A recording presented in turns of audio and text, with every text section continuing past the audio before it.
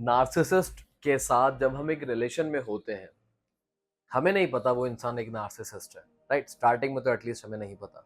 हम कुछ समय उनके साथ बिताते हैं, कुछ समय बिताने के बाद हमें लगता है कि नहीं यार, ये इंसान ना एक नार्सिसिस्ट है और मैं ना फंस गया या फिर फंस गई इस इंसान के साथ। लेकिन इस पॉइंट ऑफ रियलाइजेशन से पहले एक पैटर्न है जिस पैटर्न में हम उनसे प्यार करते हैं। तो जो आज का टॉपिक है वो ये है कि जब हम एक नार्सिसिस्ट पार्टनर को प्यार करते हैं तो उसके बदले में हमें क्या मिलता है।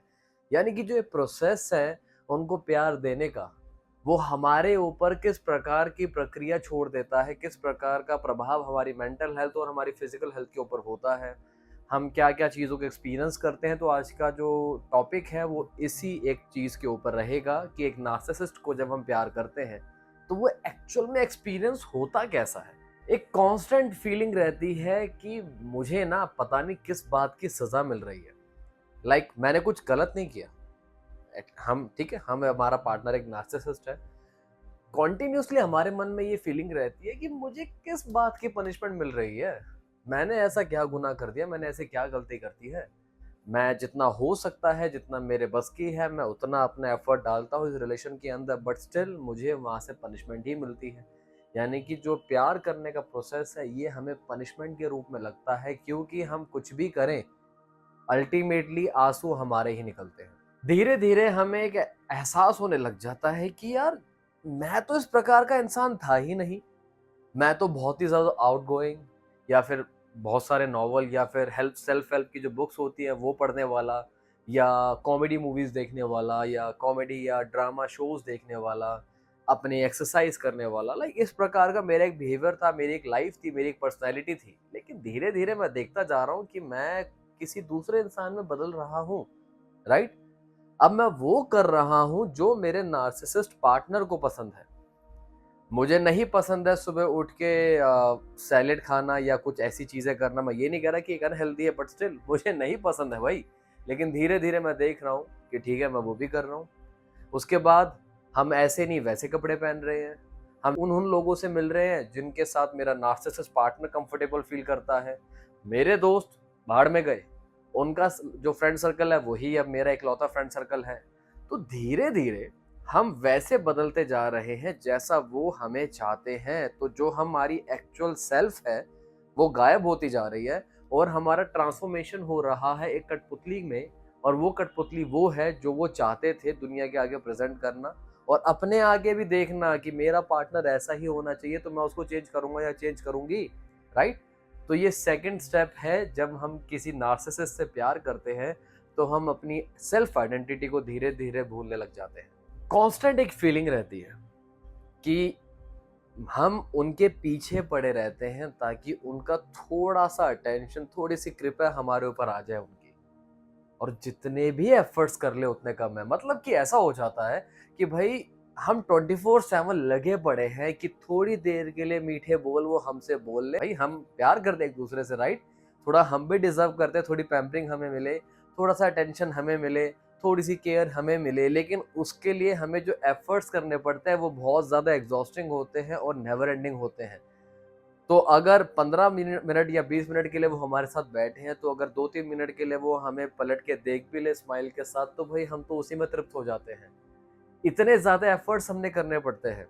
हमें इतना एफर्ट क्यों करना पड़ता है? क्योंकि जो नार्सिसिस्ट होता है, ही और शी मेक श्योर कि भाई उसका अटेंशन जितना कम रहे उतना अच्छा, ताकि आप तड़पो उसके अटेंशन के लिए। राइट, तो उनका प्यार करने का मतलब एक तड़प है। ठीक है, ये बॉलीवुड वाली तड़प नहीं है, बट ये एक ऐसी तड़प है जिसमें कांस्टेंट हम इरिटेटेड रहते हैं कि हमें अटेंशन क्यों नहीं मिल रही है। कुछ भी हमारी लाइफ में बुरा होता है तो आई एम द प्रॉब्लम। वो ग्लास टूटा, मेरी वजह से। दूध वाला दूध देने नहीं आता, मेरी वजह से। पड़ोसी से हमारी नहीं बनती, मेरी वजह से। उनकी गाड़ी खराब है क्योंकि वो डेली चलाते हैं, मेरी वजह से। हमारी लाइफ में जो भी प्रॉब्लम आ रही है ना, वो मेरी वजह से है। यानी कि जब हम नार्सिसिस्ट के साथ होते हैं ना, तो भाई वो तो परफेक्ट है, वो भगवान है। मतलब इंद्रदेव के भाई हैं वो, बहन जो भी है वो, मेल या फीमेल, उनसे कभी गलती नहीं हो सकती। सारी प्रॉब्लम की जड़ तो हम ही हैं। ये कांस्टेंट हमें बार बार रिमाइंड कराया जाता है, बार बार हमें बताया जाता है, बार बार हमें बोला जाता है, तुम्हारी वजह से हुआ है, तुम्हारी वजह से हुआ है। अगर तुम टाइम पे रेडी हो जाती या अगर तुम टाइम पे रेडी हो जाते तो हमें फटाफट ऐसे नहीं करना पड़ता और फिर मेरे साथ छोटी मोटी इंजरी नहीं होती। तुमने रात को दूध बाहर रखा है, तुमने ये करा है, तुमने वो करा है, ये सारे पॉइंट्स बार बार छोटे से लेके बड़ी बात को हर बार हमें पोक किया जाता है, हर बार हमें ही कल्प्रिट साबित किया जाता है। तो एक नार्सिसिस्ट को प्यार करना यानी कि रेडी हो जाना कि हमेशा हम ही कल्प्रिट हैं। लास्टली, क्योंकि हमारा नार्सिसिस्ट पार्टनर हमें इतना ज्यादा गैस लाइट करता है, हम अपने ऊपर डाउट करना शुरू कर देते हैं, क्या मैंने एक्चुअल में ऐसा कहा था, क्या मैंने एक्चुअल में वो काम किया था, हमने एक्चुअल में किया हो या ना किया हो, लेकिन जब एक हमारी जो लाइफ साइकिल होती है ना, जब कांस्टेंट हमारे ऊपर बार बार ये उंगली उठाई जाती है, बार बार ये बोला जाता है, अरे तुम्हें याद नहीं रहता, तुम्हें याद नहीं रहता, तुम्हें याद नहीं रहता, तुमने कब बोला, तुमने कब बोला, तुमने कब बोला, ये कब हुआ, ये कब हुआ। देखो ये बार बार रिपीट हो रहा है, ये पैटर्न बार बार रिपीट हो रहा है, बार बार रिपीट हो रहा है, जिसके बार बार अकरेंस की वजह से हमारा माइंड धीरे धीरे उन चीज़ों को एक्सेप्ट करना शुरू कर देता है और हम अपने ही आइडेंटिटी के ऊपर डाउट करना शुरू कर देते हैं। क्या एक्चुअल में मैं बेकार आदमी हूँ क्या एक्चुअल में मेरे साथ प्रॉब्लम्स हैं, क्या एक्चुअल में I am the weak link of this relationship, मेरी ही वजह से सारी प्रॉब्लम्स हो रही हैं, मैं ही अनवांटेड सिचुएशंस को क्रिएट कर देता हूँ या कर देती हूँ। रियलिटी नहीं है ऐसी, लेकिन हमारे सामने ये फॉल्स इमेज क्रिएट करवाई जाती है और ये एक दो बार नहीं, रिपीटेड पैटर्न हो रहा है महीनों से महीनों से महीनों से, तब जाके हमें ऐसा लगता है कि नहीं भाई कुछ तो प्रॉब्लम है। तो जो लास्ट पॉइंट था वो यही था, जब हम एक नार्सिसिस्ट को प्यार करते हैं तो फिर हमें खुद की जो एक सेल्फ इमेज है हम उसी के ऊपर डाउट करना शुरू कर देते हैं, तो हमें उसके लिए रेडी होना पड़ेगा। तो देखो आज जो मैंने आपके सामने 4-5 पॉइंट जो रखे हैं, ये ऐसे पॉइंट्स है तो जो भी इंसान जिस भी इंसान के साथ रिलेशन में है और वो दूसरा इंसान नार्सिसिस्ट है, तो हम 110% इनमें से कोई एक ना एक चीज़ हमेशा एक्सपीरियंस करते हैं, हमेशा एक्सपीरियंस करते हैं और रेगुलर बेसिस पे हम एक्सपीरियंस करते रहते हैं। कभी कभार तो ऐसा होता है इन सबका समूह हमें हर दिन मिलता रहता है।